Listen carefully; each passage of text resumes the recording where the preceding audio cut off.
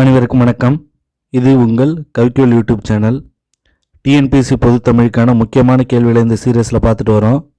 இந்த வீடியோவில் 7ஆம் வகுப்பு தமிழிலிருந்து பேச்சு மொழி மற்றும் எழுத்து மொழி ஆகிய பகுதியிலிருந்து முக்கியமான கேள்விகளை பார்க்கலாம்.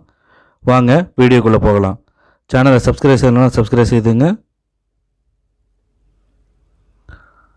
முதல் கேள்வி, தனது எண்ணங்களையும் உணர்ச்சிகளையும் பிறருக்கு வெளிப்படுத்துவதற்காக மனிதனால் உருவாக்கப்பட்டது டேஷ் ஆகும்.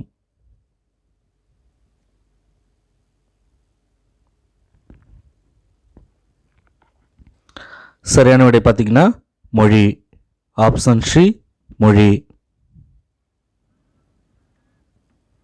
அடுத்த கேள்வி, மொழியின் உயிர் நாடியாக விளங்குவது எது?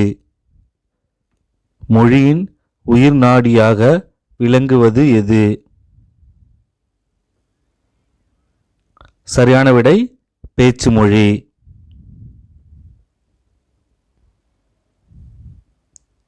பேசுவதும் கேட்பதும் மொழியின் டேஷ் நிலை ஆகும். பேசுவதும் கேட்பதும் மொழியின் டேஷ் நிலை ஆகும்.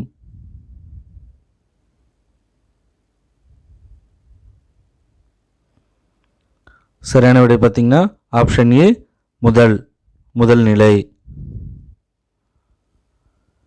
எழுதப்படுவதும் படிக்கப்படுவதும் மொழியின் டேஷ் நிலை ஆகும். எழுதப்படுவதும் படிக்கப்படுவதும் மொழியின் இரண்டாம் நிலையாகும். சரியான விடை ஆப்ஷன் பி இரண்டாம் நிலை. எடுத்தல் படுத்தல் நலிதல் உழப்பில் திரிபுமட் தந்தமில் சிறிது உளவாகும் என்ற பாடல் வரி இடம்பெற்றுள்ள நூல் எது?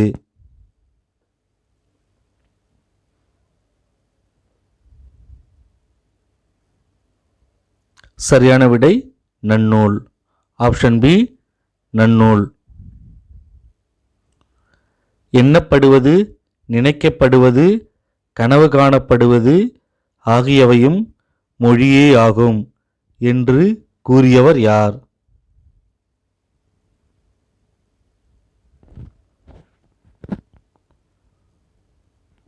வரதராசனார். பேச்சு மொழி இடத்திற்கு இடம் மாறுபடும், மனிதர்களின் வாழ்வியல் சூழலுக்கு ஏற்பவும் மாறுபடும். இவ்வாறு மாறுபடும் ஒரே மொழியின் வெவ்வேறு வடிவங்களை டேஷ் என்பர்.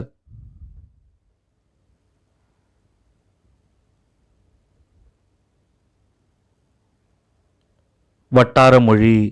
சரியான விடை ஆப்ஷன் சி வட்டார மொழி. தமிழில் இருந்து பிரிந்து சென்ற திராவிட மொழிகள் எவை? ஆப்ஷன் என்ன கொடுத்துருக்கான்னு பார்த்தோன்னா கன்னடம், தெலுங்கு, மலையாளம் மற்றும் அனைத்தும் சரி. சரியான விடை பார்த்தீங்கன்னா ஆப்ஷன் டி அனைத்தும் சரி. பேச்சு மொழிக்கு நாம் தந்த வரி வடிவமே டேஷ் மொழியாகும்.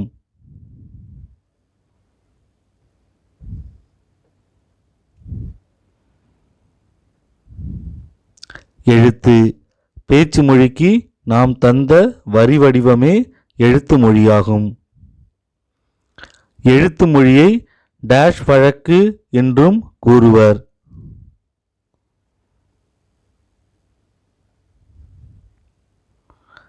எழுத்து மொழியை இலக்கிய வழக்கு என்றும் கூறுவர். பேச்சு மொழியை டேஷ் வழக்கு என்று கூறுவர். 4 ஆப்ஷன் கொடுத்துருக்காங்க. இலக்கிய, உலக, இலக்கண, செய்யுள். பேச்சு மொழியை டேஷ் வழக்கு என்று கூறுவர். உலக வழக்கு.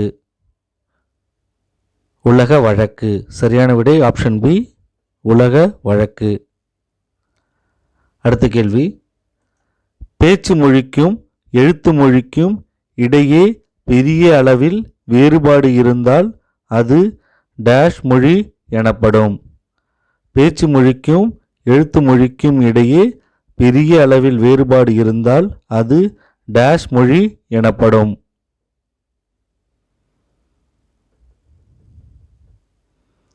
இரட்டை வழக்க மொழி. சரியான விடை ஆப்ஷன் ஏ, இரட்டை வழக்க மொழி. தமிழில் பழங்காலம் முதலே பேச்சு மொழிக்கும் எழுத்து மொழிக்கும் இடையே வேறுபாடு இருந்துள்ளது. இவற்றை உலக வழக்கு, செய்யுள் வழக்கு என்று கூறியவர் யார்? தமிழில் பழங்காலம் முதலே பேச்சு மொழிக்கும் எழுத்து மொழிக்கும் இடையே வேறுபாடு இருந்துள்ளது.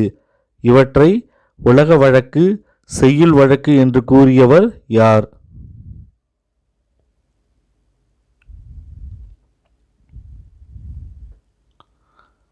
தொல்காப்பியர்.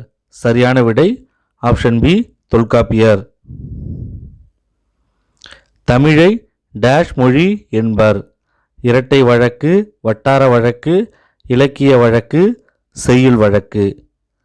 தமிழை டேஷ் மொழி என்பர். இரட்டை வழக்கு. எளிய நடையில் தமிழ்நூல் எளிதிடவும் வேண்டும், இலக்கண நூல் புதிதாக இயற்றுதல் வேண்டும் என்ற பாடலை இயற்றியவர் யார்? பாரதியார், பாரதிதாசன், சுரதா, முடியரசன்.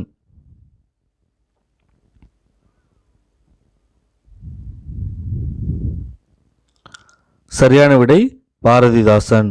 Option B, Bharathidasan. செந்தமிழை செந்தமிழாய் செய்வதும் வேண்டும் என்ற பாடலை இயற்றியவர் யார்? பாரதியார், சுரதா, முடியரசன், பாரதிதாசன். சரியான விடை ஆப்ஷன் டி, பாரதிதாசன்.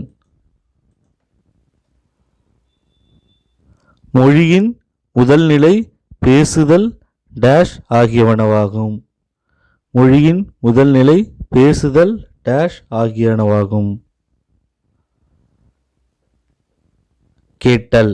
மொழியின் முதல் நிலை பேசுதல் மற்றும் கேட்டல் ஆகியவனவாகும். அடுத்த கேள்வி, ஒலியின் வரி வடிவம் டேஷ் ஆகும். பேச்சு, எழுத்து, குரல், பாட்டு.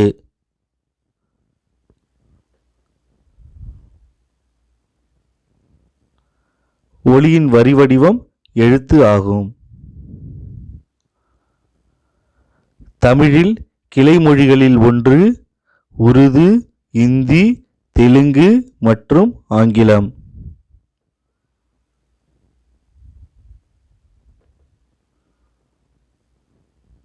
சரியான விடை தெலுங்கு. கூற்று 1. எழுத்து மொழியை உலக வழக்கு என்றும் கூறுவர். கூற்று 2. பேச்சு மொழியை இலக்கிய வழக்கு என்றும் கூறுவர்.